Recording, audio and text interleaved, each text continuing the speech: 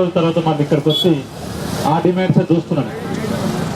25 సంఘాలు ముఖ్యమంత్రి గారు పిలిచి ఈ డిమాండ్స్ అన్ని రాసేయండి, సంక్షిప్తంగా రాసేయండి, ఒక రూమ్లో కూర్చోబెట్టి ఖచ్చితంగా 24 గంటల్లో ఈ సమస్యలన్నీ పరిష్కరిస్తుంటే నిజమే అని తప్పిపోయిపోయాను. 6 నెలలు అయిపోయింది.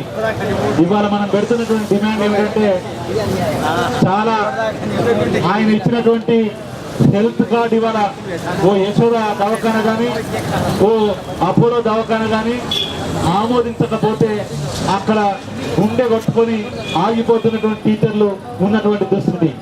ఆయన ఇవాళ మనం పోయి అడిగడానికి తీరికలేదు, దీని గురించి మాట్లాడడానికి వీల్లేదు. అందరికీ ఇవాళ ఒక అద్భుతమైనటువంటి ఈ సమస్యలని పరిష్కారమైనట్టే, వీటి గురించి ఆలోచించాల్సిన పని లేదు. ఇందులో మనం పెట్టిన ఏ డిమాండ్ కూడా ఆయన తిరస్కరిస్తలేదు. కాకపోతే ఈ డిమాండ్లన్నీ నేను పరిష్కరిస్తే కానీ అసలు సంగతి ఏమిటని మన మీద ఒక ప్రశ్న వేస్తున్నాడు.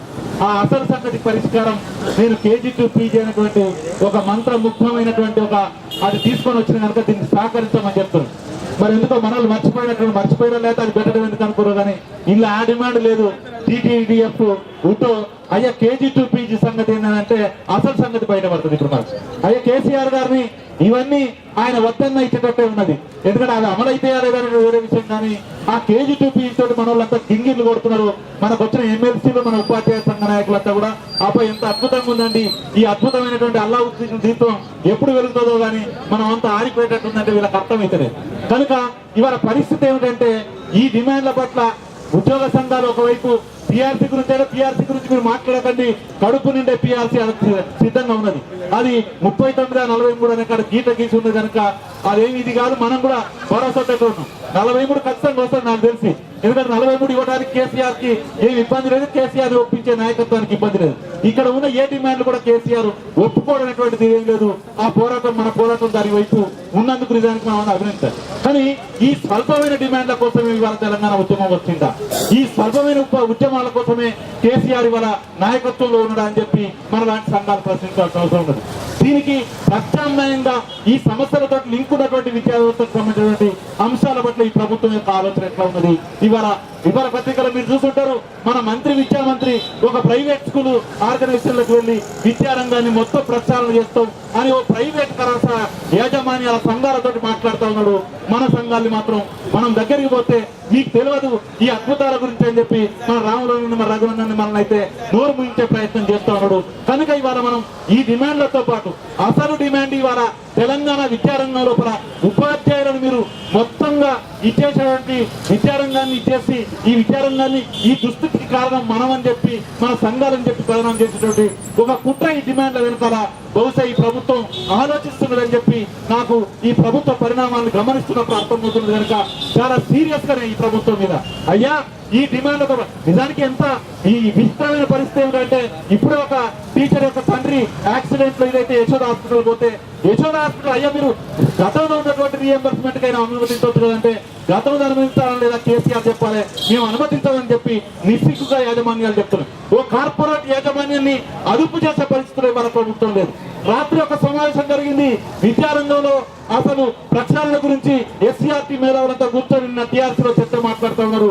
మేము చాలా అద్భుతంగా TPSC నిర్వహించబోతున్నాం, లేదా మేము MSET నిర్వహించబోతున్నాం, చాలా పెద్ద ఎత్తున మాకు అధికారాలు వచ్చాయని చెప్పి గప్పాలు కొడతా ఉంటే నేను అన్నా అయ్యా మీరు MSET నిర్వహించడం కాదు, MSET కంటే ముందు మీరు ఇవాళ ప్రభుత్వ విద్యారంగాన్ని కాపాడే పద్ధతిలో కూడా హైదరాబాద్ లో ఉన్నటువంటి నారాయణ కాలేజీని అడుగుతారా? మీకు దమ్మునుగా మీరు నారాయణ కాలేజీలు ఇన్ని బ్రాంచ్లు హైదరాబాద్ లో ఎందుకున్నాయి?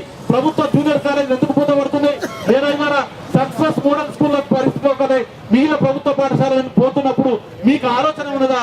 కేవలం మనం అన్నం కనుక ఉద్యమంలో అన్నం కనుక తెలంగాణ వస్తే తెలంగాణ రాష్ట్ర ప్రభుత్వం పాఠ్య పుస్తకాలు మారుతారు కనుక ఆ పాఠ్య పుస్తకాల్లో కొమరపును చాకర ఐలమ్మ పాఠం పెడితే ఊకుంటామని అనుకున్నది మన రాములన్న లాంటి వాళ్ళు, మన TTF లాంటి వాళ్ళు ఊపుకునే పరిస్థితి లేదు.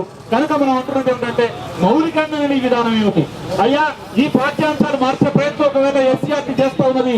ఆ SCRT చేసే ప్రయత్నం లోపల ఒక సోషల్లో తెలుగులో 4 పాఠాలు చెప్పి తెలంగాణ చరిత్ర అంతా మారింది కనుక తెలంగాణ ప్రభుత్వం అద్భుతాలు సృష్టిస్తున్నటువంటి ఒక క్రమంలోకి తీసుకొస్తుంది కనుక మనం ఇవాళ విద్యారంగం లోపల అయ్యా మీరు ఒక ఎడ్యుకేషన్ అంటే అది మ్యాథమెటిక్స్, అది MSET, అది IIT కోచింగే కాదు, మిగిలిన సోషల్ సైన్సెస్ పట్ల, హ్యూమానిటీస్ పట్ల మొత్తం తెలంగాణ విద్యారంగం ఏం ఆలోచిస్తున్నది, ఇవాళ విద్యా కమిటీ లేదా దానికి సంబంధించిన సూచకులుగా ఉన్నటువంటి మేధావులంతా ఏం ఆలోచిస్తున్నారంటే వాళ్ళకి ఆ స్పష్టత లేదు. ఆ స్పష్టతను ఇవాళ తెలంగాణ నేపథ్యం లోపల ఒక చారిత్రక వారసత్వాన్ని మొత్తం సమాజాన్ని తెలంగాణ సమాజాన్ని సంస్కరించే పద్ధతి లోపల ఇవాళ వాళ్ళే చెప్తున్నారు. ఇవాళ అన్ని డిమాండ్లు మనం చెప్పినటువంటి వాళ్ళ దగ్గర ప్రశ్నల రూపంలో ఉన్నాయి. రాముడనే మాట్లాడాక చాలా విషయాలు వాళ్ళ దగ్గర ఉన్నాయి. వీరికి జవాబులు చెప్పమంటే జవాబులు లేకుండా ఇవాళ మన దగ్గర నిధులు లేవు కనుక ఇంకా కొంచెం ఆలోచిస్తున్నాం కనుక 6 నెలలు అయింది కనుక మనకి ఇంకా సమయం కావాలని మాట్లాడుతున్నారు.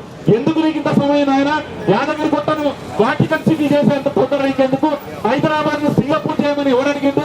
దీనికంటే ముందు ప్రభుత్వ గ్రామీణ ప్రాంతంలో ఉన్న పాఠశాలలు ఈ దుస్థితిలో ఎందుకున్నాయి వాటి గురించి ఆలోచించమని చెప్పంటే వాటి గురించి ఆలోచించే తీరిక ఇవాళ ఈ ప్రభుత్వాలకు లేకుండా పోయింది కనుకనే మనం ఇవాళ ఒక పోరాట రూపం తీసుకున్నాం కనుక ఓ స్పష్టమైన విధానంతో ఈ డిమాండ్లతో పాటు ప్రభుత్వ విద్యారంగం తెలంగాణ విద్యారంగం చాలా స్పష్టంగా అది ఆయన చెప్పినట్టుగా ఒక పాఠశాలను ఎక్కువ నియోజకవర్గాలు పెట్టి అదే కేజీ టు పీజీ అనేటువంటి పద్ధతిలో కాకుండా మొత్తం మా ప్రభుత్వ విద్యారంగాన్ని సంస్కరించే పద్ధతి లోపల మన పోరాటం అది ఆయన అన్నట్టుగానే నిన్న మా బహుశా మీరు చూస్తుంటారు విద్యావంతుల వేదికలో స్వామి అగ్నివేశపోత ఉవాచగా చెప్పినప్పటికీ కూడా మొత్తంగా ముఖ్యమంత్రి మనవాడి నుంచి మొదలు పెడితే మన పిల్లలతో పాటు గ్రామీణ ప్రాంతంలో ఉన్న పిల్లలందరూ కూడా ఒకే పాఠశాలకు వెళ్ళేటువంటి మనం అందరం చాలా కాలంగా చెప్తున్నటువంటి ఒక కామన్ స్కూల్ విద్యా విధానం కావాలని చెప్పి ఒక డిమాండ్ తో ఈ సమస్యలన్నీ మిలాఖత్ చేస్తూ ఉద్యమాన్ని ముందుకు తీసుకుపోవాలని అట్లా ఉద్యమాన్ని ముందుకు తీసుకుపోయే ప్రయత్నం చాలా నిజానికి అన్ని సంఘాలు ఆశాభావంతో ఉన్నాయి కనుక ఆయన ఏదో చేస్తున్నటువంటి ఆశతో ఇంతకాలం ఉన్నాయి.